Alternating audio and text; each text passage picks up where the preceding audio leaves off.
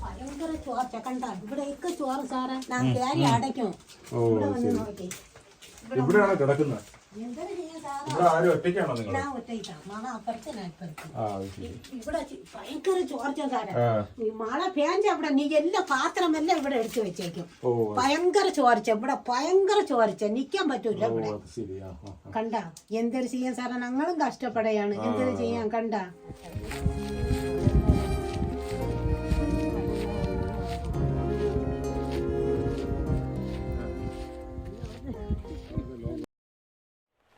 Hello, എല്ലാവർക്കും നമസ്കാരം. നമ്മളങ്ങനെ മറ്റൊരു പുതിയ യാത്രയിലാണ്. ഇപ്പോൾ എവിടെയാണെന്ന് വെച്ച് കഴിഞ്ഞാൽ തിരുവനന്തപുരം ജില്ലയിലാണ്. തിരുവനന്തപുരത്ത് നിന്ന് കുറച്ച് മാറി, ഏകദേശം ഒരു 50-55 കിലോമീറ്ററോളം മാറി പൊന്മുടി എന്ന് പറഞ്ഞ സ്ഥലത്ത് നമ്മൾ എത്തിച്ചേർന്നില്ല, പൊന്മുടിക്ക് പോകുന്ന വഴിയിലാണ്.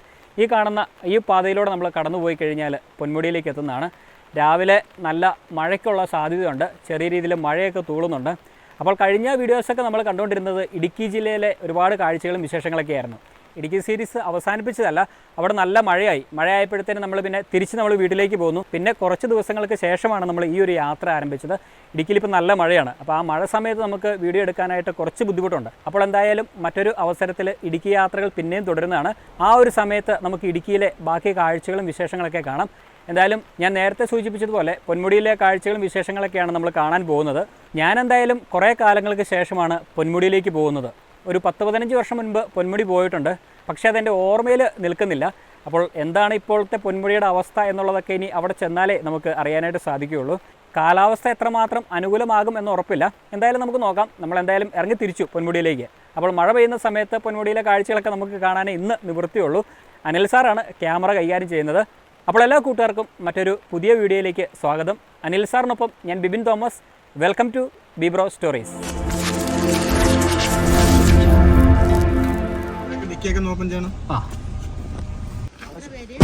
രണ്ടുപേര് 120. ബിബിൻ തോമസ്. ഇനി ചെക്ക് പോസ്റ്റ് കാണിക്കണോ? ഇതിപ്പോൾ എന്തിൻ്റെയാണ് ഫീ? എൻട്രി ഫീ ആണോ? അത് ഓക്കെ. സമയം എത്ര മണി തൊട്ട് എത്ര വരെയാണ്? 8 മുതൽ രാവിലെ 8 മണി മുതൽ വൈകുന്നേരം 4 മണി വരെ. 5:30 ആകുമ്പോൾ റിട്ടേൺ മുകളിൽ നിന്ന് ഇറക്കും. 5:30 ആകുമ്പോൾ വരണം. ചെക്ക് പോസ്റ്റിൽ എത്തണം തിരിച്ച്? ഇല്ല, അവിടെ നിന്ന് ഇറക്കും. ഓ, അവിടുത്തെ ചെക്ക് പോസ്റ്റിൽ നിന്ന് റിട്ടേൺ ഇറക്കും. ശരി.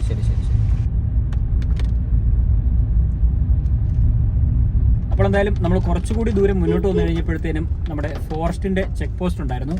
അവിടെ ഈ പറയുന്ന രീതിയിൽ വണ്ടിക്കും അതോടൊപ്പം തന്നെ നമ്മൾക്കും പാസ് എടുത്തു. ഒരു ഫീ കൊടുക്കണം. 120 രൂപ അല്ലേ സാറേ? 120 രൂപ നമ്മൾ അവിടെ കൊടുത്തു. കാറിന് മാത്രമാണോ 120? അല്ലല്ല, രണ്ടുപേർക്കും കൂടെ ഉൾപ്പെടെ അവർ വാങ്ങിച്ചു. ചോദിച്ചിരുന്നു അവർ എത്ര പേരുണ്ടെന്ന് നമ്മളോട് ചോദിക്കും. പിന്നെ വേറൊരു കാര്യം കൂടെ, നമ്മുടെ ബാഗൊക്കെ അവർ പരിശോധിച്ചു. അത് ശരിയാ. നമ്മൾ വെള്ളം അടിക്കാനാണോ പോകുന്നത് എന്നുള്ള ഒരു ധാരണയിൽ പ്രത്യേകിച്ച് വണ്ടിയുടെ എല്ലാ ഭാഗങ്ങളും അവർ പരിശോധിച്ചു. അത് മുന്നേ ഒരു പ്രശ്നം ഇവിടെ ഉണ്ടായിട്ടുണ്ട്. ഇവിടെ ധാരാളം ചെറുപ്പക്കാർ വന്നിട്ട് അവരിവിടെ വന്ന് മദ്യപിക്കുകയും അത് കഴിഞ്ഞിട്ട് റോഡിൽ അതിന്റെ ഒരു സംഘർഷം ഉണ്ടാവുകയും റാഷായിട്ട് ഡ്രൈവ് ചെയ്യുകയും ഒക്കെ ചെയ്തിട്ട് ഒരുപാട് ആക്സിഡന്റ് ഒക്കെ ഇടക്കാലത്ത് ഉണ്ടായിരുന്നു. അതിനുശേഷമാണ് അവർ ഇങ്ങനെ ഒരു റെസ്ട്രിക്ഷൻ വെച്ചത്. നല്ല കാര്യമാണ്. വണ്ടിയെല്ലാം ചെക്ക് ചെയ്ത് വിട്ടാൽ മതി. പിന്നെ മദ്യപിക്കേണ്ടവർക്ക് അവരവരുടെ സ്വകാര്യതയിൽ ഇരുന്ന് മദ്യപിക്കണം. ഇടത്ത് വന്നല്ലോ മദ്യപിക്കേണ്ടത്. ധാരാളം കുടുംബമായിട്ടൊക്കെ ആൾക്കാർ വരുന്ന ഒരിടമല്ലേ. അവിടെ വന്ന് ഇങ്ങനെ മദ്യപിക്കുകയും ആക്സിഡന്റ് ഉണ്ടാക്കുന്നതിന് ഒന്നാമത് ഇത് കുറച്ച് ഒരു 22 ഹെയർ പിൻ ബെൻഡുകൾ, വളരെ ചുരുങ്ങിയ ഒരു ഡിസ്റ്റൻസിലാണ് 22 ഹെയർ പിൻ ബെൻഡുകൾ ഈ പൊന്മുടിയിലേക്ക് പോകുന്ന വഴി ഉള്ളത്.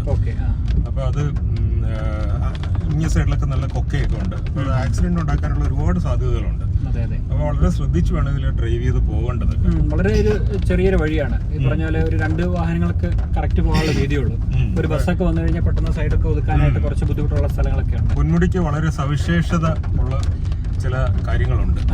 ഒന്നാമത്തെ കാര്യം എന്ന് പറഞ്ഞാല്, എന്റെ അറിവില് നമ്മളുടെ കടൽ തീരത്തിനോട് ഇത്രയും അടുത്ത് കിടക്കുന്ന ഒരു ഹിൽ സ്റ്റേഷൻ ലോകത്ത് തന്നെ വേറെ ഇല്ലെന്നാണ്. അതായത് തിരുവനന്തപുരം നഗരത്തിൽ നിന്ന് നമ്മുടെ ശംഖുമുഖം ബീച്ചില്ലേ, ആ ബീച്ചിൽ നിന്നും ഏകദേശം ഒരു 53 മുതൽ 55 കിലോമീറ്റർ ദൂരം മാത്രമാണ് ഈ ഒരു ഹിൽ സ്റ്റേഷനിലേക്ക് ഉള്ളത്. അതായത് കടൽ തീരത്തിന്റെ ആ ഒരു ചൂടിൽ നിന്ന് നമുക്കൊരു 55 കിലോമീറ്റർ ദൂരം സഞ്ചരിച്ചാൽ നല്ല ശീതളമായിട്ടുള്ള ഒരു കാലാവസ്ഥയിൽ നമുക്ക് എത്തിച്ചേരാൻ സാധിക്കും. എനിക്ക് തോന്നുന്നില്ല ലോകത്ത് മറ്റൊരിടത്ത് ഇത്ര അടുപ്പിച്ചൊരു ഹിൽ സ്റ്റേഷൻ ഉണ്ടെന്ന്. അപ്പൊ നമ്മൾ അങ്ങനെ ഒരു ഇടത്ത് കൂടെയാണ് പോകുന്നത്. നമ്മളിപ്പം ഒരുപാട് ദിവസങ്ങളായിട്ട് ഹിൽ സ്റ്റേഷനിലൂടെ കയറി ഇറങ്ങി. കഴിഞ്ഞ ഇടുക്കി യാത്രകളൊക്കെ നമ്മൾ മല പ്രദേശങ്ങളിലൂടെയാണ് നമ്മൾ പോയിക്കൊണ്ടിരുന്നത്. അതിനുശേഷമാണ് നമ്മളിപ്പോൾ ഇങ്ങോട്ട് ഈ പറഞ്ഞ രീതിയിൽ പൊന്മുടിക്ക് ധാരാളം പ്രത്യേകതകളൊക്കെ ഉണ്ട്. ഇവിടെ തേയിലത്തോട്ടങ്ങളുണ്ട്, തൊഴിലാളികളുടെ ലയങ്ങളൊക്കെ ഉണ്ട്. പിന്നെ അത് മാത്രമല്ല, നമ്മുടെ അഗസ്ത്യാർകൂടം ബയോസ്ഫിയറിന്റെ ഭാഗം കൂടിയാണ് ഈ പൊന്മുടി. അഗസ്ത്യാർകൂടം ബയോസ്ഫിയർ എന്ന് പറഞ്ഞു കഴിഞ്ഞാൽ നമ്മുടെ പശ്ചിമഘട്ടത്തില് ഈ തിരുവനന്തപുരം തെക്കൻ ഭാഗങ്ങളിൽ, കേരളത്തിന്റെ തെക്കൻ ഭാഗങ്ങളിൽ വരുന്നിട്ടുള്ള ഒരു ജൈവ വൈവിധ്യമായിരുന്ന ഒരു മേഖലയാണ് നമ്മുടെ പശ്ചിമഘട്ടത്തില്. പിന്നെ അത് മാത്രമല്ല, തെന്മല, ചെന്തുരുണി, അച്ചൻകോവിൽ, ഈ വൈൽഡ് ലൈഫ് സാങ്ച്വറി ഒക്കെ ഈ അഗസ്ത്യാർകൂടം ബയോസ്ഫിയറിന്റെ ഭാഗമാണ്. പിന്നെ ഇവിടെ ധാരാളം നമ്മുടെ കേരളത്തിലുള്ള ബേർഡ് സ്പീഷീസിന്റെ ഒരു 53% പൊന്മുടിയിലുണ്ട്. പൊന്മുടി ഭാഗത്തുണ്ട്. ഒരു 250-ലേറെ ബേർഡ് സ്പീഷീസ് പൊന്മുടിയിൽ കാണാൻ പറ്റും. പിന്നെ ആനയുണ്ട്, പുലിയുണ്ട്, പിന്നെ മാനുകളുണ്ട്, സാമ്പാടിയർ എന്നൊക്കെ പറഞ്ഞ. പിന്നെ നമ്മുടെ വേഴാമ്പൽ, മലമുഴക്കി വേഴാമ്പലുണ്ട്, സിംഹപാലൻ, ലയൺ ടെയിൽ മെക്കോറ, അങ്ങനെ എങ്ങാണ്ടാണ് ഇംഗ്ലീഷിൽ പറയുന്നത്. അപ്പൊ അങ്ങനെയൊക്കെ ഉള്ള ഒരു അതീവ ജൈവ വൈവിധ്യം നിറഞ്ഞൊരു മേഖല കൂടിയാണ് ഈ പൊന്മുടി. പിന്നെ നമുക്ക് വളരെ സുഖശീതളമായിട്ടുള്ള ഒരു കാലാവസ്ഥ നേരത്തെ പറഞ്ഞതുപോലെ ഉണ്ട്. നമ്മൾ ഈ 53 കിലോമീറ്റർ നഗരത്തിൽ നിന്ന് സഞ്ചരിച്ച് മേളിലെത്തി ചെല്ലുമ്പോൾ ഉച്ച സമയത്തൊക്കെ നല്ല കോടമഞ്ഞാണ് നമുക്ക് കാണാൻ സാധിക്കുന്നത്. ഇപ്പൊ തന്നെ ഇപ്പം മഴയും പെയ്യുന്നുണ്ട്, അതോടൊപ്പം തന്നെ കോടമഞ്ഞും നല്ല രീതിയിൽ റോട്ടിലുണ്ട്. ഇപ്പൊ ഒരുപക്ഷെ തിരുവനന്തപുരം നഗരത്തിൽ ഇപ്പൊ മഴ ഉണ്ടാവില്ലായിരിക്കും. ഇവിടെ മഴ ഇപ്പൊ നമ്മൾ മേളിൽ കയറി ചെല്ലുമ്പോൾ നമുക്ക് കോടമഞ്ഞ് ഇങ്ങനെ കാണാം പല സ്ഥലങ്ങളായിട്ട്. ഇപ്പൊ പോകുന്ന വഴിയൊക്കെ നമുക്ക് നോക്കിക്കഴിഞ്ഞാൽ കാണാം നല്ല കോടമഞ്ഞും അതോടൊപ്പം തന്നെ ചെറിയ മഴയൊക്കെ ആയിട്ട് ചെറുതും വലുതായിട്ടൊക്കെ മഴ പെയ്ത് പോകുന്നുണ്ട്. ഞാൻ പലപ്പോഴും മുന്നേ ഒക്കെ പൊന്മുടിയിൽ വരുമ്പോൾ ശരിക്കും ഉച്ച സമയത്തൊക്കെ വിസിബിലിറ്റി വളരെ സീറോ വിസിബിലിറ്റി ആണ്. അടുത്ത് നിന്നാൽ പോലും കാണാൻ കഴിയാത്ത രീതിയിലാണ് കോടമഞ്ഞ് വരുന്നത്. അതുകൊണ്ട് അത്രയും വളരെ മനോഹരമായിട്ടുള്ളൊരു സ്ഥലമാണ് ഇപ്പൊ ആൾക്കാർക്ക് ഇവിടെ. അതുപോലെ തന്നെ നമ്മുടെ KTDCയുടെ ഒരുപാട് കോട്ടേജസും താമസിക്കാനുള്ള സംവിധാനമൊക്കെ ഉണ്ട്. ഓൺലൈനായിട്ട് ആൾക്കാർക്ക് ബുക്ക് ചെയ്ത് കഴിഞ്ഞാൽ ഇവിടെ താമസിക്കാൻ പറ്റും. അങ്ങനെയൊക്കെയുള്ള പിന്നെ കുറെ ഹണിമൂൺ കോട്ടേജസ് ഒക്കെ KTDCയുടെ ആ ഫെസിലിറ്റിക്കകത്ത്, ഇതിനകത്ത് ഗവൺമെന്റ് KTDC തന്നെ കെട്ടിയിട്ടുണ്ട്. അങ്ങനെ അതീവ മനോഹരമായിട്ടുള്ള ഒരു പ്രദേശമാണിത് ഈ പൊന്മുടി എന്ന് പറയുന്നത്. ഓക്കെ, അപ്പൊ എന്തായാലും നമുക്കിനി മുന്നോട്ട് പോകാം. കുറെ ദൂരം മുന്നോട്ട് പോകാനുണ്ട്. ഏകദേശം സാറ് പറഞ്ഞാലേ 10-22 ഹെയർ പിന്നുകൾ വളഞ്ഞും തിരിഞ്ഞൊക്കെ വേണം നമുക്ക് ഈ പറയുന്ന പൊന്മുടിയിലേക്ക് എത്തിച്ചേരാനായിട്ട്. അവിടെ പോയിട്ട് ബാക്കിയുള്ള കാഴ്ചകളൊക്കെ നമുക്ക് കാണാം. ഇപ്പോൾ നല്ല രീതിയിൽ മഴയും പെയ്തുകൊണ്ടിരിക്കുകയാണ്. അങ്ങോട്ടിനി എങ്ങനെയാണ് കാലാവസ്ഥ എന്നുള്ളതൊന്നും അറിയത്തില്ല.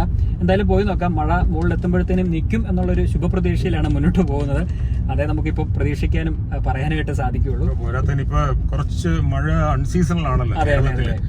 നമ്മുടെ ഒരു തുലാവർഷ മഴ പെയ്തൊഴിഞ്ഞ് തീരേണ്ട സമയമാണ് ഇപ്പൊ. എന്നാലും ഇപ്പൊ മഴ പെയ്യുന്നുണ്ട്. കേരളത്തിൽ അങ്ങോളം മഴയുണ്ട്. എപ്പോ മഴ പെയ്യാതിരിക്കാം എന്നൊന്നും പറയാൻ പറ്റില്ല. എന്തായാലും നമുക്ക് പതുക്കെ മുകളിലേക്ക് പോവാം. ബാക്കി വരുന്നിടത്ത് വെച്ച് കാണാം. അത്രയേ പറയാനായിട്ട് സാധിക്കുകയുള്ളൂ.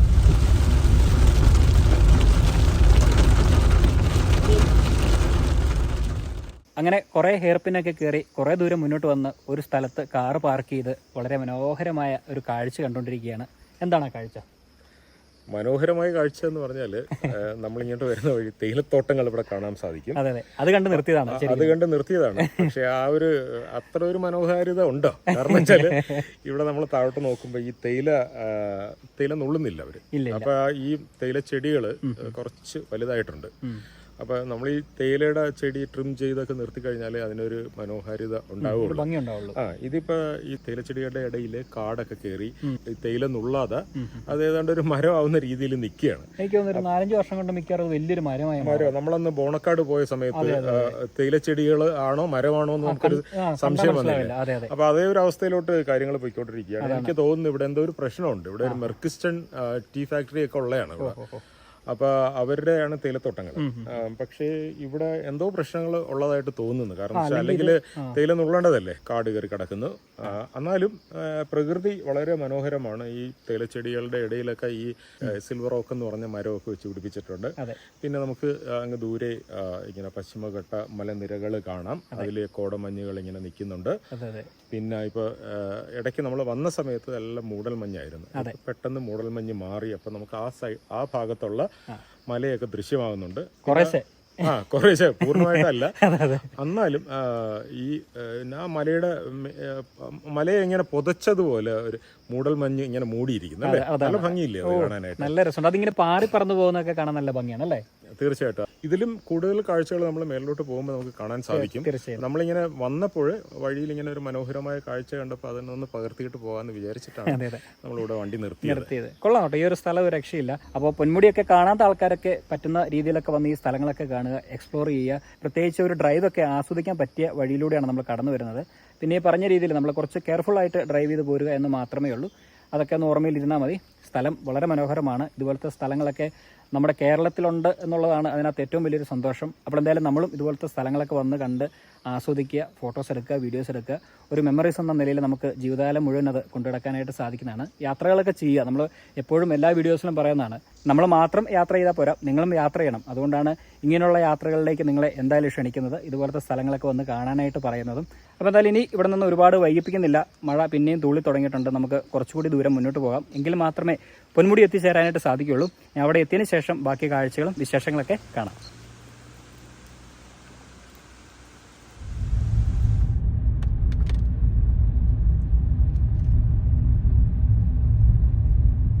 പൊന്മുടിയിലേക്കുള്ള നമ്മുടെ യാത്രാമധ്യേ നമ്മൾ ഒരു ഭാഗത്ത് കാറ് പാർക്ക് ചെയ്തു.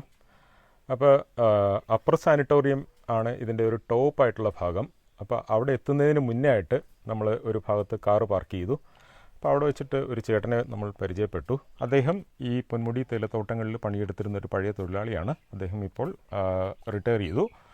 ഇപ്പോൾ ഒരു ജീവിത സായാഹ്നത്തിലാണ് അദ്ദേഹം ഉള്ളത്. അപ്പോൾ അദ്ദേഹമായിട്ട് സംസാരിച്ചപ്പോൾ ഈ പ്രദേശത്തിൻ്റെ അവസ്ഥയും ഇവിടുത്തെ തൊഴിലാളികളുടെ ജീവിതവും ഈ തേയിലത്തോട്ടങ്ങൾക്കുണ്ടായിട്ടുള്ള ദുർഗതിയും ഒക്കെ അദ്ദേഹത്തോട് സംസാരിച്ചപ്പോൾ മനസ്സിലാക്കി. പൊന്മുടി തേയിലത്തോട്ടങ്ങൾക്ക് പ്രസിദ്ധമാണ്. ഇവിടെ ധാരാളം തേയിലത്തോട്ടങ്ങളുള്ളതാണ്. മർക്കിസ്റ്റൺ, പൊന്മുടി മുതലായ ബ്രാൻഡുകളിൽ തേയില ഇറക്കിയിരുന്ന തേയിലത്തോട്ടങ്ങളുള്ള ഒരു പ്രദേശമാണ്. അപ്പോൾ ഇത് സ്വാതന്ത്ര്യത്തിന് മുന്നേ വെള്ളക്കാർ വെച്ച് പിടിപ്പിച്ച തോട്ടങ്ങളാണ് ഈ തേയിലത്തോട്ടം. ഈ പ്രദേശങ്ങളിലുള്ള തേയിലത്തോട്ടങ്ങളെല്ലാം തന്നെ അക്കാലങ്ങളിലൊക്കെ വളരെ ഭംഗിയായി പ്രവർത്തിച്ചിരുന്ന തേയിലത്തോട്ടങ്ങളാണ്. ഇവിടെ ധാരാളം തൊഴിലാളികൾ ഉള്ളതാണ്. അപ്പോൾ ഈ പൊന്മുടി പ്രദേശത്ത് 800-ലേറെ ഏക്കറിലാണ് തേയിലത്തോട്ടങ്ങൾ വെച്ച് പിടിപ്പിച്ചിരുന്നത്. സ്വാതന്ത്ര്യത്തിന് ശേഷം മാനേജ്മെൻറ്റൊക്കെ മാറിയപ്പോൾ ഈ തേയിലത്തോട്ടങ്ങൾക്ക് ഒരു ദുർഗതി വന്നു ഭവിച്ചു എന്നാണ് നമ്മൾ മനസ്സിലാക്കുന്നത്. നമ്മൾ ഇവിടെ ഒരു ചേട്ടൻ നമ്മളെ ലയത്തിലേക്ക് കൂട്ടിക്കൊണ്ടു വന്നിരിക്കുകയാണ്. അപ്പോൾ നമുക്ക് അദ്ദേഹത്തോട് ഈ പൊന്മുടിയിലെ ഈ തേയിലത്തോട്ടങ്ങളുടെ ദുരവസ്ഥയും ആ ദുരവസ്ഥ കാരണം ഇവിടെ പണിയെടുത്തിരുന്ന തൊഴിലാളികളുടെ ജീവിതത്തിലുണ്ടായിട്ടുള്ള ആ ഒരു ദാരിദ്ര്യവും ഇല്ലായ്മകളും ഒക്കെ അദ്ദേഹത്തോട് ചോദിച്ച് നമുക്ക് മനസ്സിലാക്കാം. ചേട്ടാ നമസ്കാരം. ചേട്ടൻ്റെ പേരെന്താണ്? എൻ്റെ പേര് സെൽവമണി. സെൽവമണി. ചേട്ടന് ഇവിടെ എത്ര നാളായിട്ട് ഈ പൊന്മുടി പ്രദേശത്തുണ്ട്? എൻ്റെ അച്ഛനും അമ്മയും 1963 ഇവിടെ കൊണ്ടുവന്നതാണ്. 63 തൊട്ട് ഞങ്ങളിങ്ങനെ ജീവിക്കുകയാണ്. ഇവിടെ ജീവിക്കുകയാണ്. അപ്പോൾ ഈ 63-ൽ അച്ഛനും അമ്മയും തൊഴിലാളികളായിട്ടാണോ? തന്നെ വന്നതും തൊഴിലാളിയായി. അച്ഛനും അമ്മയ്ക്കും ചേച്ചിക്കുമാണ് പണിയുള്ളത്. 4 മക്കളും കൂടെ ഉണ്ട്. പിന്നെ ഞങ്ങൾ 1966 ഈ തേയിലയുടെ മൂട് തുടയ്ക്കാൻ വേണ്ടി വെള്ളക്കാരുടെ കാലത്ത് അന്ന് എനിക്ക് 1 രൂപ 1 പൈസ. അല്ല, നമുക്ക് അതിലേക്ക് കടക്കുന്നതിന് മുമ്പ് എനിക്ക് ചില കാര്യങ്ങളൊന്നും അറിയണം. ഒന്ന്, ഈ പൊന്മുടി പ്രദേശത്ത് എത്ര തേയിലത്തോട്ടങ്ങളുണ്ട്? പൊന്മുടി പ്രദേശത്ത് ഒറ്റ എസ്റ്റേറ്റേ ഉള്ളൂ. അപ്പം നമ്മൾ ഈ മർക്കിസ്റ്റൺ പൊന്മുടി തേയില എന്നൊക്കെ പറയുന്നത് അതൊക്കെ ഒരു മാനേജ്മെന്റ് കീഴിലുള്ള? അല്ല, അത് ബെർലയുടെ കയ്യിൽ വേറൊരു മലയാളി വാങ്ങിച്ചു. ഇത് ബ്രിട്ടീഷുകാരത്ത് ഇത് 3ാമത്തെ മലയാളിയാണ് പൊന്മുടി എസ്റ്റേറ്റ്. അങ്ങനെ മാറി മാറി വാങ്ങിച്ചതാണ്. അപ്പൊ നമ്മളിപ്പോ ഈ നിൽക്കുന്ന ഈ പ്രദേശം പൊന്മുടി എസ്റ്റേറ്റിന്റെ തന്നെ പൊന്മുടി എസ്റ്റേറ്റ്. അപ്പൊ മർക്കിസ്റ്റൺ എസ്റ്റേറ്റ് എന്ന് പറയുന്നത് അത് നമ്മൾ വരുന്ന വഴിക്ക് ഫസ്റ്റിൽ കാണുന്നതാണ്. അപ്പൊ ഇത് പൊന്മുടി എസ്റ്റേറ്റ് ആണ്. ഇത് പൊന്മുടി എസ്റ്റേറ്റ് ആണ്. അപ്പൊ നേരത്തെ ചേട്ടൻ പറഞ്ഞു 1963-ലാണ് നിങ്ങളുടെ കുടുംബം ഇവിടെ വന്നത്. അപ്പൊ ഏത് ഭാഗത്തു നിന്നാണ് നിങ്ങൾ ഇവിടെ എത്തിയത്? കന്യാകുമാരി ജില്ലയിൽ നിന്നാണ്. അച്ഛനും അമ്മയൊക്കെ കന്യാകുമാരി ജില്ലയിൽ ഇവിടുത്തെ തൊഴിലാളികളായിട്ട് വന്നു. ഇവിടുത്തെ ജോലി നോക്കാൻ വേണ്ടി വന്നു. അപ്പൊ ആ ഒരു കാലത്തെ കുറിച്ച് ഓർമ്മയൊക്കെ ഉണ്ടോ? ചെറുതായിട്ടൊക്കെ ഓർമ്മയുണ്ട്. അന്ന് ചേട്ടന്റെ ഒരു ബാല്യകാലത്ത് ഈ തോട്ടം എങ്ങനെ ഉണ്ടായിരുന്നു? അതൊരു നല്ല രീതിയിൽ എത്ര തൊഴിലാളികളൊക്കെ ഉണ്ടായിരുന്നു? ഞാൻ ഇവിടെ വരുമ്പോ 500 തൊഴിലാളിക്ക് മേലെ ഉണ്ടായിരുന്നു. അങ്ങനെയായിരുന്നു. അത് ശരി. നല്ല ഭംഗിയായിട്ട് പോയൊരു തോട്ടമാണ്. നല്ല ഭംഗിയെന്ന് പറഞ്ഞാൽ അന്ന് ഗസ്റ്റ് വരുന്നത് എസ്റ്റേറ്റ് നോക്കാനേ വരുവുള്ളൂ. ടൂറിസത്തിന് ആള് പോകത്തില്ല. പൊന്മുടിയിൽ ടൂറിസ്റ്റ് ആയിട്ടല്ല ആൾക്കാർ വരുന്നത്, തോട്ടം കാണാനാണ്. കാരണം ഒരു ബോള് നമ്മൾ കണ്ടില്ല, തേയില റോഡിൽ നിന്ന് ഒരു ബോൾ ഇട്ടാൽ താഴത്തെ റോട്ടിൽ പോയി തേയില കൂടെ ഉരുണ്ടും. അത്ര ഭംഗിയാണ്. വെള്ളക്കാരുടെ കാലത്ത് നിരപ്പും അങ്ങനെ അവർ വെച്ച കാലങ്ങൾ. ഒരു പന്തിട്ടാല് തേയിലയുടെ പുറത്തൂടെ ഇങ്ങനെ അടുത്ത റോഡി വന്നു ഒന്നരാട്ട് ആ വീഡിയോ പിടിച്ച അന്ന് ഫോട്ടോ അല്ലേ, വീഡിയോ അങ്ങനെ ആൾക്കാർ പിടിച്ചോണ്ട് പോകും. അന്ന് അങ്ങനെ ഭംഗിയായിട്ട് നടന്ന ഒരു എസ്റ്റേറ്റ് ആണ്. അപ്പൊ അന്ന് ഇവിടെ എന്തൊക്കെ സംവിധാനങ്ങൾ ഉണ്ടായിരുന്നു? ഈ തോട്ടം എത്ര തൊഴിലാളികളുണ്ടെന്നാ പറഞ്ഞ? ഈ പൊന്മുടി 500 സ്ഥിരം തൊഴിലാളി, പിന്നെ മക്കളും കുടുംബസഹിതം 14,000 ആൾക്കാർ. അപ്പൊ ഒരു ചെറിയ ടൗൺഷിപ്പ് ആയിരുന്നു. ടൗൺ തന്നെ. അപ്പൊ അതിനുള്ള സംവിധാനങ്ങളൊക്കെ അന്ന് ഇവിടെ ഉണ്ടായിരുന്നു. സ്കൂള്, ആശുപത്രി, അങ്ങനെയൊക്കെ. ഗവൺമെന്റ് പ്രൈവറ്റ് ആശുപത്രി, ഡോക്ടർ, കമൗണ്ടർ, കഞ്ഞിവയ്ക്കാനാള്, ബാത്റൂമിനാള്, അങ്ങനെ തത്തി അവർ വെച്ചോണ്ടിരുന്നു. 24 മണിക്കൂറും വർക്കാണ് അവർക്ക്. ഡോക്ടറിനും നഴ്സിനും ഒരാളിന് തുമ്മലത് പോയാൽ അപ്പോഴും അവർ വന്നിരിക്കും. അപ്പോൾ എസ്റ്റേറ്റിലെ തൊഴിലാളികളുടെ ഒരു ദൈനംദിന ജീവിതം എങ്ങനെയായിരുന്നു? ആദ്യം രാവിലെ ഒരാൾ ഉറക്കെഴുന്നേറ്റാൽ തൊഴിലാളികൾ അവരെ എങ്ങനെയായിരുന്നു അവരുടെ ഒരു പ്രവൃത്തി തോട്ടമായിട്ട് ബന്ധപ്പെട്ട്? അവർ കാലത്ത് കഴിച്ച് സുഖമായിട്ട് കഴിക്കും. സുഖമായിട്ട് മസ്റ്ററുണ്ട്. ആണുങ്ങൾ മസ്റ്ററിൽ പോവും, പെണ്ണുങ്ങൾ സൂപ്പർവൈസർ അവർ പറഞ്ഞയക്കും. നാളെ ഈ ഫീൽഡാണെന്ന് പറഞ്ഞ് അവരവിടെ പോവും, പഠിച്ച് സുഖമായിട്ട് വരും. അപ്പോൾ അവർ ചെയ്യുന്നത് കൊള്ളുന്നുള്ളൂ. സ്ത്രീക്ക് കൊള്ളുന്നുള്ളക്കും, ആണുങ്ങൾക്ക് കാട്ടുജോലി. കാട്ടുജോലി എന്ന് പറഞ്ഞാൽ തേയിലച്ചെടിയുടെ ചുവട്ടിലുള്ള കാടൊക്കെ വെട്ടാം, മരുന്നടി, പല ജോലിയും ഉണ്ടായിരുന്നു. അപ്പൊ അങ്ങനെ ഒരു വളരെ സന്തോഷകരമായ കാലഘട്ടമായിരുന്നു. സന്തോഷം എന്ന് പറഞ്ഞാൽ പിള്ളക്കാർ പോകുന്നവരെ സന്തോഷം തന്നെ. ഞങ്ങൾക്ക് അറിഞ്ഞൂടാ സാറേ ഈ രൂപ എവിടെ നിന്ന് വരുന്നു, ഞങ്ങൾ ഇങ്ങനെ ജീവിക്കുന്നല്ലോ, ഒന്നും അറിഞ്ഞൂടല്ലോ. കാരണം പക്ഷേ ദാരിദ്ര്യമൊന്നും ഉണ്ടായില്ല. ജോലിക്ക് പോയാൽ ദാരിദ്ര്യമല്ല, ജോലിക്ക് പോയില്ലെങ്കിൽ അന്ന് ഒരു ദിവസം ശമ്പളം കട്ടല്ലേ. എന്നാലും പണിയുണ്ട്. നമുക്ക് സുഖമുള്ളതിൻ്റെ അന്നെല്ലാം പണിയുണ്ട്. അഥവാ സുഖമില്ലാതെ പോയത് ഒരു ദിവസത്തെ ശമ്പളം ലീവ് കിട്ടും, ചിക്ക് ലീവ്. ശമ്പളത്തിൽ 2 ഭാഗം പൈസ കിട്ടും. അത് ശരി. അങ്ങനെയുണ്ട്, നല്ല നേട്ടങ്ങളുണ്ട്. അത് ശരി. പിന്നെ എവിടെ വെച്ചാണ് ഇത് പിഴച്ചത്? 72 കയറ്റി താമസം വാങ്ങിച്ചത്. വേറൊരു മുതലാളി അല്ല, അപ്പൊ 70 വരെ വെള്ളക്കാർ തന്നെയായിരുന്നു. 70 ആയപ്പോ അവര് ഇന്ത്യ വിട്ട് വെളിയിൽ പോകുന്ന ഒരു നിയമം ഉണ്ടായിരുന്നു. അന്ന് അവർ കിട്ടിയ പൈസ കൊടുത്തിട്ട് അവർ പോയി. അപ്പൊ നാടൻ മുതലാളിമാര് വാങ്ങിച്ചാണ് ഈ തരിപ്പണമായത്. അവരുടെ ഒരു അവര് വാങ്ങിച്ച് ഞങ്ങൾ നടത്താന്ന് കുറച്ച് ദിവസം നടത്തിയപ്പോ അന്ന് അടിമത്തത് പോലെ ആക്കികളാണ്. ജോലി ചെയ്ത കാശില്ല, കാശ് കിട്ടണമെങ്കിൽ ഭയങ്കര ബുദ്ധിമുട്ട്. അങ്ങനെയൊക്കെ ആയി വയസ്സായതോറും മരിക്കാൻ തുടങ്ങി. ഞങ്ങൾ പട്ടിണി കിടന്ന് വളരെ കഷ്ടപ്പെട്ടു സാർ. പിന്നെ ആ മുതലാളി കുറേ ഒരു 8 വർഷം വെച്ചിരുന്ന് ചെട്ടിയപ്പൻ എന്ന് പറഞ്ഞ ഒരു മുതലാളി വാങ്ങിച്ചു. അങ്ങനെയാണ് ഞങ്ങളുടെ ദൈവം ഒരു കണക്കിന്. ചെട്ടിയപ്പൻ, മിസ്സസ് ചെട്ടിയപ്പൻ. അന്ന് ഈ തോട്ടം നല്ല ഭംഗിയായിട്ട് പോയിരുന്നു. അന്ന് അദ്ദേഹം വാങ്ങിച്ചൊരു 8 മാസം ഞങ്ങളെല്ലാം ദൈവത്തിനെ കണ്ട പോലെയാണ് ഇരുന്നത്. കാരണം പൈസ ചില്ലറ മഴയാണ് തരുന്നത്. ഈ 8 മാസം 8ാമത്തെ മാസം പുള്ളി മരിച്ചുപോയി. അതോടെ ദുർഗതിയായി. പിന്നെയും കിടപ്പിലായി. അപ്പോൾ ഇദ്ദേഹം വാങ്ങിച്ചു. ഇപ്പൊ നിലവിൽ ആരാണ് ഇതിന്റെ ഓണർ? കളത്തിൽ കുര്യൻ എന്ന് പറഞ്ഞാണ് ഓണർ. അപ്പോൾ അത് ഭംഗിയായിട്ട് നടക്കുന്നില്ല ഇപ്പം? ഇല്ല, നടന്നു സാറ്. ഒരു 4-5 വർഷം ക്ലിയറാണ് നടന്നു. ഞങ്ങൾക്ക് അതിശയം തന്നെ ഈ മലയാളി എന്തിനാണ്. ഇപ്പം എത്ര നാളായി ഇങ്ങനെ ആയിട്ട്? ഇപ്പോൾ ഒരു 10-12 വർഷം കൊണ്ട് ഇങ്ങനെയാണ്. പിന്നെ എനിക്ക് കൂടുതൽ പറയാൻ പറ്റില്ല അതിനെപ്പറ്റി. ഞാൻ സർവീസ് വാങ്ങിച്ചു പോയി. ഇപ്പം ഇരിക്കുന്ന 10-14 തൊഴിലാളിക്കാണ് ഇതിൻ്റെ ബാധ്യത. അപ്പോൾ ഈ 500 തൊഴിലാളികളുണ്ടായിരുന്നത് 14ലോട്ട് ചുരുങ്ങി. ശരി. ഇനിയിപ്പോ എത്ര ഞങ്ങൾ വരുന്ന വഴി ഇത് കണ്ടപ്പോൾ തേയിലയൊന്നും തുള്ളുന്നില്ല. തേയിലച്ചെടികൾ വളർന്നു, കാട് പിടിച്ച് കിടപ്പുണ്ട്. അപ്പൊ തന്നെ മനസ്സിലായി എന്തോ ഒരു പ്രശ്നം ഇവിടെ ഉണ്ടെന്ന്. അപ്പൊ ഇതൊക്കെയാണ് ഇവിടുത്തെ അവസ്ഥ. അപ്പൊ നിങ്ങളിവിടെ ഈ താമസിക്കുന്ന ലയങ്ങളൊക്കെ പഴയ കാലത്തുള്ളതാണ്. ഇപ്പൊ ഞങ്ങളത് നോക്കിയപ്പോൾ വളരെ ജീർണിച്ച അവസ്ഥയിലൊക്കെയാണല്ലോ ഉള്ളത്. പൊളിഞ്ഞു വീഴാത്ത നിങ്ങളുടെ ഒരു ഭാഗ്യം ആയിട്ട് തോന്നുന്നു. എനിക്ക് ഒരു കാര്യം പറയാനുള്ളത്, ഒന്നിലും അത് ഗവൺമെന്റ് ചെയ്ത് ഞങ്ങളൊന്ന് സംരക്ഷിക്കണം. അപ്പോൾ അല്ലെങ്കിൽ മുതലാളി ചെയ്ത് 2 വീട് ചെയ്തിട്ട് ബാക്കി ഇട്ട് കളഞ്ഞു. അതാണ് ദൈവദ്രോഹം. ഞങ്ങൾ എന്തൊരു പഴച്ച് സാറേ, ഞങ്ങൾ ത്യാഗമാണ് സഹിച്ചത് ഈ എസ്റ്റേറ്റിന് വേണ്ടി. അടികൊള്ളും സൂപ്പർവൈസറിനൊക്കെ എന്നൊക്കെ. ഞങ്ങൾ അന്ന് നാക്കണ്ട കഞ്ഞി കുടിക്കാൻ ഒക്കില്ല. അന്ന് ഈ കളം മരുന്നടി ഒന്നുമില്ല, കീടനാശിനി. നാക്കണ്ട പൊട്ടിരും, നോക്കില്ല. സൂപ്പർവൈസർമാരുടെ കയ്യിൽ നിന്ന് അടി കൊണ്ട് ഞങ്ങൾ സംരക്ഷിച്ച എസ്റ്റേറ്റാണ്. ഇന്ന് ഞങ്ങൾക്ക് കിടക്കാൻ അന്തി ഉറങ്ങാൻ ഒക്കില്ല. അപ്പോൾ ചുരുക്കം പറഞ്ഞാൽ ഇവിടെ ഇപ്പോൾ പ്രത്യേകിച്ച് ഇവിടുത്തെ തേയിലത്തോട്ടങ്ങളിൽ പ്രത്യേകിച്ച് പണിയുമില്ല, ഒരു പ്രവർത്തനം നടക്കുന്നില്ല അല്ലേ? ഞങ്ങൾക്കില്ല സാറേ. ഒരു 14 തൊഴിലാളിക്കുണ്ട്.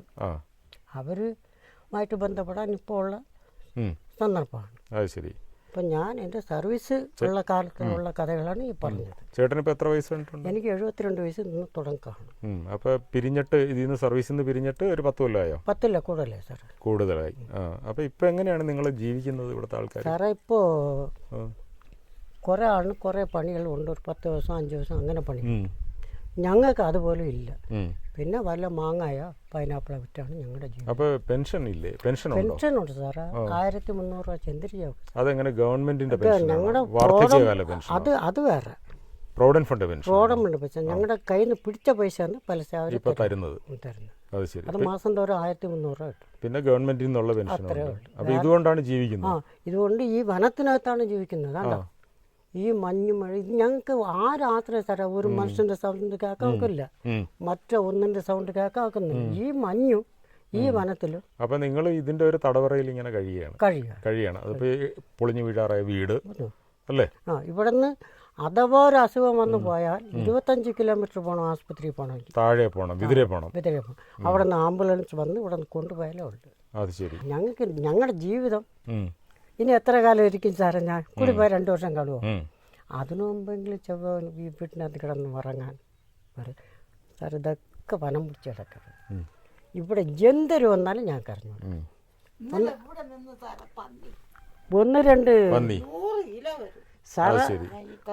1-2 പട്ടികൾ കാണും. ഈ നാപ്പുലി എന്നൊരു സാധനമുണ്ട്. അത് നോക്കും ഇവൻ എപ്പോഴാന്ന് തട്ടുന്നു, അതിനെ തട്ടിക്കൊണ്ടു പോകും. ഒരു പട്ടിയുടെ സൗണ്ട് പോലും കേൾക്കാൻ നോക്കുന്നു. ഞങ്ങളുടെ ജീവിതം വെറും ഒരു അവസ്ഥ. അത് ഞങ്ങളെ ഗവൺമെൻറ്റെങ്കിലും ഏതെങ്കിലും ഒരു രീതി ചെയ്ത് ഞങ്ങളെ സംരക്ഷിക്കാൻ നോക്കണേ. മുതലാളി ഒന്നും ചെയ്തില്ല. കാരണം അതിൻ്റെ ഉദാഹരണമാണ് ഈ ലയം. ഈ 2 വീട് നല്ലതാക്കിയിട്ട് ഞങ്ങളുടെ 4 വീട് ഇട്ട് കളഞ്ഞല്ലോ സാറേ. അതാണ് പരമസങ്കടം സാറേ. ഞങ്ങളാണ് സാറേ ഈ എസ്റ്റേറ്റിൽ നിലനിന്നത്. ഞങ്ങളില്ലെങ്കിൽ ഇന്ന് ഈ മുതലാളി വാങ്ങിക്കുമോ? എന്നെ ഇറങ്ങിപ്പോകാൻ നോട്ടീസ് തന്നു, ഞാൻ ഇറങ്ങി. എൻ്റെ സർവീസിൻ്റെ സ്വത്തിൽ എനിക്ക് ഇതിൽ അവകാശമാണ്. ഞാൻ സാറ് ആലോചിക്കുന്ന എൻ്റെ സർവീസും കൂടെ ചേർത്താണ് ഈ എസ്റ്റേറ്റ് വാങ്ങിച്ചത്. അപ്പോൾ എനിക്ക് ഇല്ല, അവർ നക്കാ കുറ്റ പൈസ എന്ന് പറഞ്ഞാൽ ഞാൻ പോവുമോ? ഞാൻ എന്നെ ഇനി തൊന്തര ചെയ്താൽ ഞാൻ കോടതിയായിട്ട് ബന്ധപ്പെടും. എനിക്ക് ഏക്കർ കണക്കിൽ വരേണ്ടി വരും. അപ്പോൾ ഇതൊക്കെയാണ് ഇവിടുത്തെ ഒരു അവസ്ഥ. ഇവിടെ ജീവിക്കുന്ന മനുഷ്യരുടെ ഒരു അവസ്ഥ ഇതൊക്കെയാണ്. സങ്കടകരമായ ഒരു അവസ്ഥയാണത്.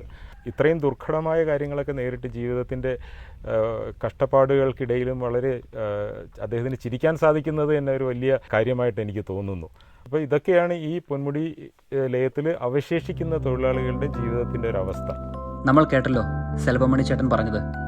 ഇവിടുത്തെ ഒരവസ്ഥ എന്ന് പറയുന്നത് വളരെ ദയനീയമാണ്. അതിൽ പ്രധാനമായും നമ്മൾക്ക് ഇവിടെ നിന്ന് മനസ്സിലാക്കാൻ സാധിച്ചത് ഇവരുടെ വീടുകളാണ്. ഇവിടെയുള്ള ഓരോ വീടിനുള്ളിലേക്കും പ്രവേശിക്കുമ്പോൾ നമ്മൾ കാണുന്നത് കിടന്നുറങ്ങാൻ പോലും പറ്റാത്ത മുറികളും അടുക്കളയും ശുചിമുറികളുമാണ്. മഴക്കാല സമയങ്ങളിൽ വീടിന്റെ മുകൾ ഭാഗത്തു നിന്നുള്ള ശക്തമായ ചോർച്ച, നല്ല അടച്ചുറപ്പുള്ള വാതിലുകൾ പോലും നമുക്കിവിടെ കാണാൻ സാധിക്കില്ല. ഭക്ഷണം ഉണ്ടാക്കുന്ന അടുക്കളയാണെങ്കിൽ പോലും ചോർന്നൊലിക്കുന്നു. കാലപ്പഴക്കം മൂലം ഇവിടെയുള്ള വീടുകളുടെ ഭിത്തികൾക്ക് ബലക്ഷയം സംഭവിച്ചിരിക്കുന്നു. ഏത് നിമിഷം വേണമെങ്കിലും ഇടിഞ്ഞു വീഴാമെന്ന നിലയിലാണ് ഇവിടുത്തെ ഒട്ടുമിക്ക വീടുകളും. കിടന്നുറങ്ങാൻ നല്ല ഒരു കട്ടില് പോലും ഇല്ലാത്ത അവസ്ഥ. ഇവിടെ താമസിക്കുന്ന കൂടുതൽ ആൾക്കാരും പ്രായം ചെന്നവരാണ്. ആയതിനാൽ തന്നെ ഇനി മറ്റ് ജോലികളിൽ ഏർപ്പെടാൻ അവർക്ക് സാധിക്കില്ല. ഇവരുടെ മക്കളൊക്കെ ആണെങ്കിലും ചെറിയ കൂലിപ്പണി ചെയ്താണ് ജീവിക്കുന്നത്. അതുപോലെ ഇവിടെ താമസിക്കുന്ന ഒരു കുടുംബത്തിൽ ഒരു അമ്മയും ഒരു മകനും മാത്രമേ ഉള്ളൂ. ആ കുടുംബത്തിന്റെ കാര്യം അതിലും വലിയ കഷ്ടമാണ്. ആ അമ്മയുടെ മകന് രോഗം മൂലം നടക്കാൻ പറ്റാതെ ഒരു കസേരയിൽ എപ്പോഴും ഇരുത്തിയിരിക്കുകയാണ്. ഇവരുടെ കാര്യമാണ് ഇവിടുത്തെ ഏറ്റവും വലിയ സങ്കടം. കിട്ടുന്ന ചെറിയ പെൻഷൻ വെച്ച് വേണം ഇവർക്ക് ഈ കുടുംബം മുന്നോട്ട് കൊണ്ടുപോകാൻ. ഇങ്ങനെ ഇവിടെ താമസിക്കുന്ന ഓരോ കുടുംബത്തിനും ഓരോ സങ്കടങ്ങളാണ് നമ്മളോട് പറയാനുള്ളത്. നിലവിൽ സർക്കാരിനോ അല്ലെങ്കിൽ എസ്റ്റേറ്റ് നടത്തുന്ന മുതലാളിക്ക് മാത്രമേ ഇവർക്കെന്തെങ്കിലും ചെയ്തു കൊടുക്കാൻ സാധിക്കൂ. ഇപ്പോൾ ഇവരുടെ പ്രധാന ആവശ്യം എന്ന് പറയുന്നത് ഈ ഇടിഞ്ഞു പൊളിഞ്ഞ് വീഴാറായിരിക്കുന്ന വീടുകൾ അടച്ചുറപ്പുള്ള വാതിലുകൾ പിടിപ്പിച്ച് താമസയോഗ്യമാക്കി മാറ്റണം എന്നതാണ്.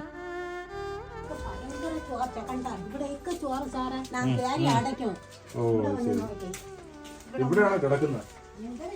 ഇവിടെ ആരും ഒറ്റയ്ക്കാണോ നിങ്ങൾ? ഇവിടെ ഭയങ്കര ചോർച്ച സാറേ. ഈ മഴ പേഞ്ച അവിടെ നീ എല്ലാ പാത്രമെല്ലാം ഇവിടെ എടുത്തു വെച്ചേക്കും. ഭയങ്കര ചോർച്ച, ഇവിടെ ഭയങ്കര ചോർച്ച, നിക്കാൻ പറ്റൂല ഇവിടെ. കണ്ട എന്തൊരു ചെയ്യാൻ സാറേ, ഞങ്ങളും കഷ്ടപ്പെടുകയാണ്. എന്തൊരു ചെയ്യാൻ കണ്ട, ഞങ്ങൾ പിറന്ന് വളർന്നതേ ജനിച്ചതേ ഇവിടെ തന്നെ. റിട്ടയർഡ് ആയിട്ടായില്ലുള്ള അപ്പടി റിട്ടയർഡ് ആയി. വള്ളി. ഷീറ്റ് ഇട്ടല്ല, കാറ്റ് എടുത്തോണ്ട് പോകും. അല്ലെങ്കിൽ ഭയങ്കര കാറ്റ്. ഞാൻ ഇട്ട് സാറേ ഇടാൻ പറ്റൂല, ഭയങ്കര കാറ്റ് അടിച്ചോണ്ട് പോകും. പിന്നെ എന്തൊരു ഞാൻ കഷ്ടപ്പെട്ടിട്ട് മഴ വരുമ്പോ പാത്രം കണ്ട എല്ലാം പറക്കി വെച്ചേക്കും ഇവിടെ. അതാ ഇച്ചിരി വച്ചിരിങ്ങനെ കണ്ട. മഴ പെയ്യ ഇവിടെ നിക്കാൻ പറ്റൂല സാർ, ഭയങ്കര ചോർച്ച. ഇതാണ് അവസ്ഥ. എന്തൊരു എല്ലാരും വന്ന് നോക്കുക തന്നെ ചെയ്യുന്നു. എന്തൊരു ചെയ്യുന്നു ഇവിടെ നന്നാക്കാൻ.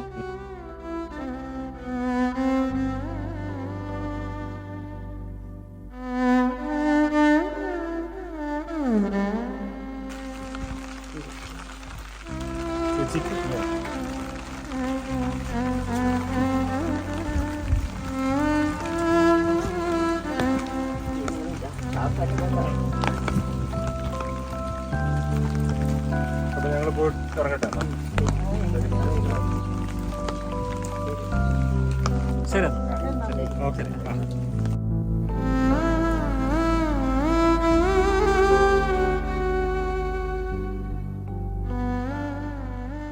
അപ്പോൾ എന്തായാലും നമ്മളങ്ങനെ ആ ലയത്തിൽ നിന്ന് തിരിച്ച് നടക്കുകയാണ് നമ്മൾ കാറ് പാർക്ക് ചെയ്തിരിക്കുന്ന സ്ഥലത്തേക്ക്. എന്തായാലും അവരുടെ കഷ്ടപ്പാടുകളും ദുഃഖങ്ങളൊക്കെ അവർ നമ്മളോട് പങ്കുവച്ചു. കുറേ വർഷങ്ങൾക്ക് മുൻപ് ആ ചേട്ടനും അവിടെ ഉണ്ടായിരുന്ന ചേച്ചിമാരൊക്കെ പണിയെടുത്ത തേയിലത്തോട്ടമാണ് നമ്മളിപ്പോൾ നടന്നുകൊണ്ടിരിക്കുന്നത്. എന്തായാലും അവർ റിട്ടയറായി ഇപ്പോൾ അവിടെ ബുദ്ധിമുട്ടിയൊക്കെ ജീവിക്കുന്നു. ആ ഒരവസ്ഥയാണ് നമ്മൾ കാണാനിടയായത്. സത്യം പറഞ്ഞാൽ അവരുടെ ജീവിതം കണ്ടിട്ടെ എനിക്ക് എന്തു പറയണമെന്ന് അറിയാത്തൊരവസ്ഥയായി. അതാണ് കാരണം വെച്ചാൽ ഞാനിപ്പോൾ നോക്കിയിട്ട് ഒരു മനുഷ്യൻ്റെ ഒരു ദാരിദ്ര്യം തന്നെയാണ് ലോകത്തിലെ ഏറ്റവും വലിയൊരു ദുഃഖം എന്ന് പറയുന്നത്. തീർച്ചയായും അല്ലേ? എത്ര കഷ്ടപ്പെട്ടാണ് അവർ ജീവിക്കുന്നത്. ആ വീടിന്റെ ഉള്ളിലൊക്കെ കയറി കണ്ടിട്ടെ അതാണ് എപ്പോൾ വേണമെങ്കിലും അത് തകർന്നു വീഴാം. ആ ഒരു അവസ്ഥ, അങ്ങനെ ഒരു അവസ്ഥയാണ്. മഴ പെയ്ത ഒരു ചുമരൊക്കെ അങ്ങ് പോയിരിക്കുന്നു. അതിന്റെ കൂരയുടെ ഒരു താങ്ങി നിർത്തുന്ന മരമൊക്കെ ദ്രവിച്ചിരിക്കുകയാണ്. അതെ, ഓടൊക്കെ എപ്പോൾ വേണമെങ്കിലും വീഴാം. പട്ടികളെല്ലാം ഈ പറഞ്ഞ രീതിയിൽ മുഴുവൻ ദ്രവിച്ചിരിക്കുകയാണ്. അതാണ്, ഏത് സമയം വേണമെങ്കിലും നിലംപതിക്കാം എന്നുള്ള നിലയിലാണ് ആ വീടുകളെല്ലാം അവിടെ സ്ഥിതി ചെയ്യുന്നത്. അവരുടെ പരിവേദന ഒക്കെ കേട്ടിട്ട് എന്ത് പറയണമെന്ന് അറിഞ്ഞുകൂടാതെ പറഞ്ഞ എനിക്ക് വാക്കുകളൊന്നും പറയാനില്ല. അതൊന്നും മിണ്ടാതിരുന്നത് പോലും. അവരുടെ ദുഃഖങ്ങൾ അവർ പറഞ്ഞു നമ്മളോട്. പക്ഷെ നമ്മളെ കൊണ്ട് ചെയ്യാൻ പറ്റുന്ന സഹായങ്ങളൊക്കെ നമുക്ക് ഒരു പരിധിയുണ്ട്, അതിനപ്പുറത്തേക്കൊന്നും നമുക്ക് ചെയ്യാൻ പറ്റില്ലല്ലോ. നമുക്കൊക്കെ താൽക്കാലികമായിട്ട് ചെയ്യാം, അത്രേ ഉള്ളൂ. അവർക്ക് സ്ഥിരമായിട്ട് എന്തെങ്കിലും അവർ പറയുന്നത് അവരുടെ ഒരു ആവശ്യം വീടും വീട്ടിൽ കിടക്കാനുള്ള ഒരു സൗകര്യം മാത്രം മതി. ഭക്ഷണമൊക്കെ അവരെങ്ങനെങ്കിലും പിടിച്ച് മനസ്സിലാക്കുന്ന ഒരു കാര്യം ഇത് തന്നെയാണ്. ദാരിദ്ര്യം തന്നെയാണ് ഒരു വലിയ ദുഃഖം മനുഷ്യന്റെ. അങ്ങ് മൂട് പോയ പോലെ. സത്യം കണ്ടട്ടെ. അതാണ് അങ്ങോട്ട് പോയപ്പോൾ വലിയ ഒരുപാട് സന്തോഷത്തോടെ അദ്ദേഹം നമ്മളോട് കുറെ തമാശകളൊക്കെ പറഞ്ഞാണ് അങ്ങോട്ട് പോയത്. മനുഷ്യന്റെ അവസ്ഥ അങ്ങനെയൊക്കെ മനുഷ്യർ ജീവിക്കുന്നല്ലോ എന്ന് ഓർക്കുമ്പോഴും നമ്മളൊക്കെ സ്വർഗത്തിലാ. ഞാനിപ്പം പറയട്ടെ സാറിനോട്, നമ്മളൊക്കെ ശരിക്കും പറഞ്ഞു കഴിഞ്ഞാൽ സ്വർഗത്തിലാണ് ജീവിക്കുന്നത്. ഇവിടെയൊക്കെ വന്ന് കാണുമ്പോഴാണ് നമ്മുടെ ജീവിതമൊക്കെ എത്രമാത്രം സന്തോഷത്തിലാണ് നമ്മൾ ജീവിക്കുന്നത് എന്നുള്ളത്. നമ്മളൊക്കെ ഒന്നും അല്ലാതായി പോകുന്നത് ഇതൊക്കെ കാണുമ്പോഴാണ്. ഒന്നാമത് ഈ ഒരു പ്രദേശത്തിന്റെ ഒരു മനോഹാരിത. തീർച്ചയായും. പക്ഷെ അതിന്റെ ഉള്ളില് ഇങ്ങനെ ഒരുപാട് ദുഃഖങ്ങളും പേറി മനുഷ്യർ ജീവിക്കുന്നുണ്ടോ എന്ന് ഓർക്കുമ്പോഴും എത്ര സങ്കടകരമാണ്. അവരൊക്കെ ഈ തോട്ടം നിലനിർത്താൻ വേണ്ടിയിട്ട് അവരുടെ ജീവിതം മൊത്തം അവര് എത്ര വർഷക്കാലം അദ്ദേഹമൊക്കെ 40-45 വർഷത്തോളം ഈ ജീവിതം ഹോമിച്ച ഒരു കൂട്ടം ആൾക്കാരാണ് അവര്. അവരുടെ ജീവിത സായാഹ്നത്തില് ഇത്രയും ഒരു ദുരവസ്ഥയിലും ഇത്രയും ഒരു ദുഃഖകരമായിട്ടുള്ള അവസ്ഥയിലും ദാരിദ്ര്യത്തിലും ഒക്കെ അവർക്കൊരു അരക്ഷിതാവസ്ഥയാണ്. എന്താ ചെയ്യാന്ന് പറ, അതൊക്കെ നമുക്ക് കാണുമ്പോൾ വലിയ സങ്കടം തന്നെയാണ്. നമ്മളത് തിരിച്ചു പോകുമ്പോ ആ ഒരു നമ്മുടെ ഒരു വല്ലാത്തൊരു മൂഡിലാണ് നമ്മൾ പോകുന്നത്. സത്യം കണ്ടിട്ട് പോകുമ്പോഴത്തേനും വലിയ ഒരു സങ്കടം തന്നെയാണ് നമുക്ക്. എന്തായാലും നമുക്കിനി ബാക്കി നടത്തം തുടരാം. ഇനി കുറച്ച് ദൂരം നടന്നെങ്കിൽ മാത്രമേ നമ്മുടെ കാർ പാർക്ക് ചെയ്ത സ്ഥലത്തേക്ക് എത്താനായിട്ട് സാധിക്കുകയുള്ളൂ. അവിടെ പോയിട്ട് ഇനി എന്തെങ്കിലും കഴിക്കണം. രാവിലെ ഈ പറഞ്ഞ രീതിയിൽ ഒന്നും കഴിക്കാതെ പോകുന്നതാണ്. എന്തെങ്കിലും കഴിക്കാൻ കിട്ടുവാണെങ്കിൽ കഴിക്കാമെന്ന് വിചാരിക്കുന്നു. അതല്ലെങ്കിൽ നമ്മൾ വൈകിട്ട് വരെ പട്ടിണി ഇരിക്കേണ്ടി വരും. വേറെ നിവൃത്തിയില്ല. എന്തായാലും കോട കുറയുന്ന ഒരു ലക്ഷണവും കാണുന്നില്ല. നല്ല കോട തന്നെയാണ്. ഇപ്പൊ മണി 2:30 മണിയായി. അപ്പോഴാണ് ഈ കോടയുടെ ഇങ്ങനത്തെ ഒരു അവസ്ഥ. ഇനിയിപ്പം എന്താ അവസ്ഥ മുന്നോട്ട് പോകുമ്പോൾ എന്നുള്ളത് പറയാനായിട്ട് സാധിക്കില്ല. വിസിബിലിറ്റി ഒന്നും ഇല്ലെങ്കിൽ നമുക്കൊന്നും കാണാനും ഒന്നും സാധിക്കില്ലല്ലോ. അതെ അതെ അതെ. എന്തായാലും നമുക്ക് മേളിൽ പോകാം, പോയി നോക്കാം എന്തെങ്കിലും ഒക്കെ. ഇവിടെ പിന്നെ മുന്നേ ഗവൺമെന്റ് ഒരു മാൻ പാർക്ക് സ്ഥാപിച്ചിട്ടുണ്ടായിരുന്നു. അത് ശരി. ഒരു എൻക്ലോഷർ ഒക്കെ ഉണ്ടാക്കിയിട്ട് അതിനകത്ത് പുള്ളിമാനൊക്കെ അവിടെ പാർപ്പിച്ചിട്ടുണ്ടായിരുന്നു. അങ്ങനെ ഒരു ദിവസം അതില് ഒരു മാനിനെ പുലി വന്ന് കൊണ്ടുപോയി. അത് ശരി. കഷ്ടപ്പെട്ട് പാർപ്പിച്ച മാനിനെ പുലി കൊണ്ടുപോയി. അങ്ങനെ ഒരു സംഭവം ഇങ്ങനെ ഞാൻ അങ്ങനെ പത്രത്തിൽ വായിച്ചായിട്ട് ഓർക്കുന്നുണ്ട്. അത് ശരി. കൊള്ളാം. എന്തായാലും ഇതൊക്കെയാണ് ഇവിടുത്തെ കോമഡികൾ. എന്തായാലും കൊള്ളാം. ഇവിടെ വണ്ടി നമുക്ക് പാർക്ക് ചെയ്യാം. എന്തായാലും വണ്ടി പാർക്ക് ചെയ്യേണ്ട സ്ഥലം എത്തി. അപ്പോൾ ഇവിടെ കാർ പാർക്ക് ചെയ്യാം. ഒരുപാട് ആൾക്കാർ ഇവിടെ കാർ പാർക്ക് ചെയ്തിട്ട് സ്ഥലം കാണാൻ പോയിട്ടുണ്ട്. എന്താ കാണുന്നത് എന്നുള്ളത് അവരോട് ചോദിക്കണം. കാരണം മുഴുവനും കോടയാണ്. ഒരു വശത്തും ഒന്നും കാണാനായിട്ട് സാധിക്കുന്നില്ല. അവരും നമ്മളെ പോലെ പ്രതീക്ഷിച്ച് വരുന്നതാണ്. കാണാൻ പറ്റുമല്ലോ എന്ന് പ്രതീക്ഷിച്ച് വരുന്നതാണ്. അതാണ്. പിന്നെ കോട ആസ്വദിക്കണമെങ്കിൽ പിന്നെ വേറെ ഓപ്ഷൻ ഇല്ല. വ്യൂ കാണാനായിട്ട് കോട കാണാത്തവരുണ്ടെങ്കിൽ കോട കാണാൻ വന്നോളൂ. ഇപ്പൊ നല്ല സമയമാണല്ലേ. വ്യൂ കാണാനായിട്ട് സാധിക്കുകയല്ല. വ്യൂ ഒന്നും ഉണ്ടാവില്ല. കോട ആസ്വദിക്കാം. അതെ. അതിന്റെ ഒരു തണുപ്പ്. അതാണ്. എന്തായാലും നമുക്കൊന്ന് ഇറങ്ങിട്ടോ അല്ലേ. ഇറങ്ങി ഇവിടുത്തെ കാഴ്ചകളൊക്കെ എന്താണെന്നുള്ളത് നോക്കാം. കോട മാറിക്കഴിഞ്ഞാൽ ഒരു നല്ലൊരു വ്യൂവും കിട്ടും. അതല്ല എങ്കിൽ ഞാൻ നേരത്തെ സൂചിപ്പിച്ച പോലെ നമ്മൾ കോട കണ്ട് മഞ്ഞിൽ പൊതിഞ്ഞ പൊന്മുടിയെ കണ്ടതിന് ശേഷം നമ്മൾ തിരിച്ചു പോകുന്നതാണ്. അപ്പോൾ എന്തായാലും നമ്മളങ്ങനെ പൊന്മുടി എത്തിച്ചേർന്നിരിക്കുകയാണ്. കാറ് പാർക്ക് ചെയ്തു. ഒരുപാട് ആൾക്കാർ ഞാൻ നേരത്തെ സൂചിപ്പിച്ച പോലെ ഈ ഒരു സ്ഥലം കാണാൻ വേണ്ടി എത്തിയിട്ടുണ്ട്. പ്രത്യേകിച്ച് കോട ഉള്ള സമയം ഒരു പ്രത്യേക വൈബാണ്. അതൊക്കെ നമ്മളും ആസ്വദിച്ച് ഇവിടെ വന്നിരിക്കുന്ന ആൾക്കാരെ പോലെ നമ്മളും പോവുകയാണ്. ഒരുപാട് ഫെസിലിറ്റീസ് ഒക്കെ ഉണ്ട് ഇവിടെ ടോപ്പിലേക്ക് വന്നു കഴിഞ്ഞപ്പോഴത്തേനും അല്ലേ. ഇപ്പം നമ്മുടെ പുറകിലായിട്ട് ഒരു പബ്ലിക് അമ്യൂണിറ്റി സെന്റർ ഉണ്ട്. അവിടെ കഫറ്റേറിയ ഉണ്ട്, ടോയ്ലറ്റ് ഉണ്ട്. അപ്പോൾ ഇവിടെ വരുന്ന പബ്ലിക്കിന് അത് ഉപയോഗിക്കാവുന്നതാണ്. പിന്നെ നമ്മൾ മുന്നിലോട്ട് പോയി കഴിഞ്ഞാൽ മൊട്ടക്കുന്നുകളാണ്, പുൽമേടുകളാണ് പൊന്മുടിയുടെ ഒരു അപ്പർ സാനിറ്റോറിയത്തിന്റെ ഒരു പ്രത്യേകത, ഒരു ഹൈലൈറ്റ്. അവിടെ ഒരുപാട് മരങ്ങളൊന്നുമില്ല, മൊട്ടക്കുന്നുകൾ തന്നെയാണ്. പക്ഷെ നമുക്കിപ്പോൾ ഒന്നും അത് കാണാൻ പറ്റില്ല. പിന്നെ എന്തായാലും നമുക്കൊന്ന് മുന്നോട്ട് പോകാം. ചിലപ്പോൾ ഈ മൂടൽമഞ്ഞ് ഒന്ന് മാറുകയാണെങ്കിൽ നമുക്ക് ഇതിന്റെ ഒരു വ്യൂ, ഇതിന്റെ ഒരു ടോപ്പോഗ്രഫിയും ജിയോഗ്രഫിയും ഒക്കെ നമുക്ക് പകർത്തിയെടുക്കാം. അതേ ഇപ്പൊ പറയാൻ പറ്റുള്ളൂ. അതേ പറയാൻ പറ്റും. പക്ഷെ നല്ലൊരു വൈബാട്ടോ, ഒരു രക്ഷയില്ല. നല്ല രസമല്ലേ ആ ഒരു മരങ്ങളുടെ ഇടയിലൂടെ ആ ഒരു കോടയൊക്കെ പാറി. ഭയങ്കര ഒരു സിനിമാറ്റിക് ഇഫക്റ്റ് ഉണ്ട് വിഷ്വൽസിന് അല്ലേ. ഒന്നാമത് ഇതിന്റെ മേളില് മറ്റേ കാറ്റാടി മരങ്ങളും കൂടെ ഒക്കെ വെച്ചിട്ടുള്ളതുകൊണ്ട് അതിന്റെ താഴെ കൂടെ നമ്മൾ നടക്കുമ്പോൾ ഒരു നല്ല മൂളിച്ചയാണ്. കാറ്റടിക്കുമ്പോ കാറ്റാടി മരങ്ങളുടെ ഒരു മൂളിച്ച, പിന്നെ മഞ്ഞും എല്ലാം കൂടെ ഒരു പ്രത്യേക വൈബാണ്. നമുക്കൊരു നല്ലൊരു മൂഡ് ഉണ്ടാക്കുന്ന ഒരു വൈബാണ്. അപ്പൊ ഇനി കുറച്ചുകൂടെ മുന്നോട്ട് നോക്കാം.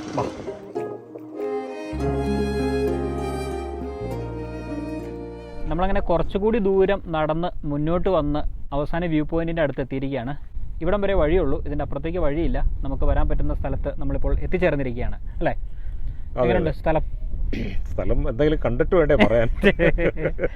കുറെ നേരമായിട്ട് നമ്മളിവിടെ കുത്തിയിരിക്കുക. അതാണ്, ഞങ്ങൾ വന്നിട്ട് ഒരു 5 മിനിറ്റ് വെയിറ്റ് ചെയ്തു. ഈ പറഞ്ഞ രീതിയിൽ കോടയൊന്ന് മാറിയാൽ നമുക്ക് താഴത്തേക്കുള്ള ഒരു വ്യൂ കിട്ടും എന്നുള്ള ഒരു പ്രതീക്ഷയില്. പക്ഷെ ആ ഒരു പ്രതീക്ഷ ഇപ്പോൾ നിരാശപ്പെട്ടുകൊണ്ടിരിക്കുന്ന ഒരു കാഴ്ചയാണ് കാണുന്നത്.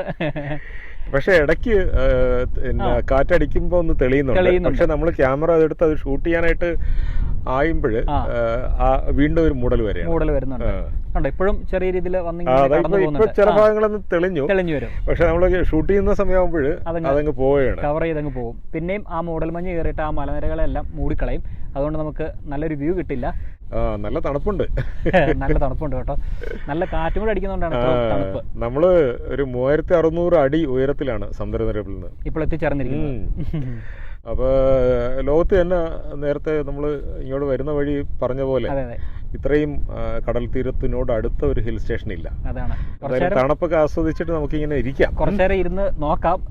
കിട്ടുവാണെങ്കിൽ നല്ലൊരു വ്യൂ കാണാം. എനിക്ക് എന്റെ ഒരു വിശ്വാസം അനുസരിച്ചാണെങ്കിൽ കിട്ടില്ലെന്നാണ് എനിക്ക് തോന്നി. നമ്മുടെ അടുത്ത് നിൽക്കുന്ന ആൾക്കാരെ പോലും നമുക്ക് കാണാൻ പറ്റുന്നില്ല. ചില സമയങ്ങളിൽ നമുക്ക് അങ്ങ് ദൂരെ നിന്ന് വരുന്ന ആൾക്കാരൊന്നും കാണാൻ സാധിക്കുന്നില്ല.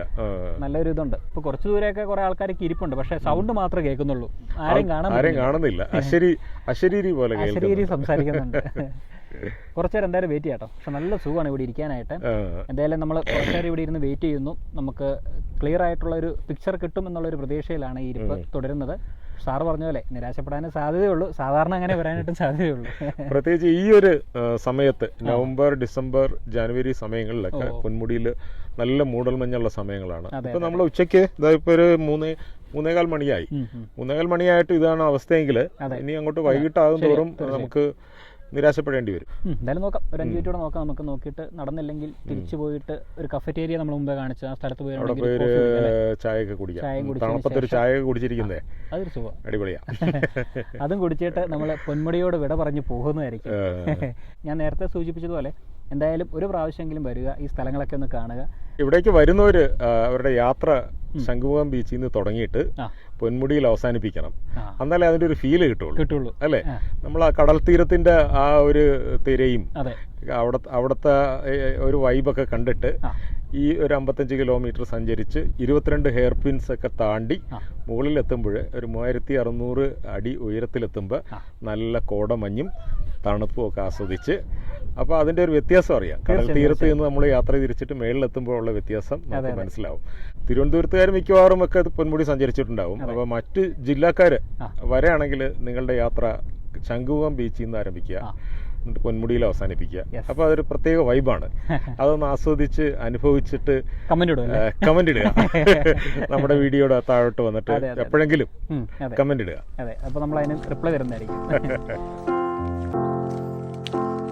ശിശിരങ്ങൾ കടം വാങ്ങും ഓരോ രജനീയാമം, ശിശിരങ്ങൾ കടം വാങ്ങും ഓരോ രജനീയാമം, എങ്ങോ പൊഴിയും നേരം എന്തേ ഹൃദയം തേങ്ങി, മഞ്ഞിൽ വിരിഞ്ഞ പൂവേ പറയൂ നീ ഇളം. അപ്പോൾ എന്തായാലും നമ്മളങ്ങനെ കുറച്ച് ദൂരം നടന്നു വന്ന് നമ്മൾ ആദ്യമേ കണ്ട ആ ഒരു കഫറ്റേരിയ ഉണ്ടല്ലോ, അവിടെ എത്തിയിരിക്കുകയാണ്. ഇവിടെ വന്നു കഴിഞ്ഞപ്പോഴത്തേനും പാൽച്ചായ ഇല്ല, കട്ടൻ കാപ്പി, കട്ടൻ ചായ, പിന്നെ ഒരു ഇലയുടെയും വാങ്ങിച്ചിട്ടുണ്ട്. നമ്മൾ 2 കട്ടൻ കാപ്പി ഓർഡർ ചെയ്തു. അങ്ങനെ 2 കട്ടൻ കാപ്പിയും കിട്ടി. ഈ പറഞ്ഞ രീതിയിൽ 2 ഇലയുടെയും മേടിച്ചു. ഇനിയിപ്പം ഇത് കുടിച്ച് നമുക്ക് ഇവിടെ നിന്ന് യാത്ര തിരിക്കാം. ഈ ഒരു തണുപ്പത്ത് സാറ് മുന്നേ സൂചിപ്പിച്ചതുപോലെ നല്ല ചൂടുള്ള കട്ടൻ കാപ്പിയും അതോടൊപ്പം തന്നെ ഇലയുടെയും കഴിക്കാനായിട്ട് പ്രത്യേക ഒരു ഫീലാണ്. അപ്പോൾ എന്തായാലും ചൂടാറുന്നതിന് മുമ്പ് ഇതൊന്ന് കുടിക്കട്ടെ, കുടിച്ചിട്ട് ബാക്കി വിശേഷം പറയാം. കാരണം തണുപ്പുള്ള പ്രദേശമായതുകൊണ്ട് പെട്ടെന്ന് ഇത് തണുത്തു പോകും. അതുകൊണ്ടാണ് ഞാൻ കുടിച്ചിട്ട് ബാക്കി വിശേഷം പറയാമെന്ന് പറഞ്ഞത്.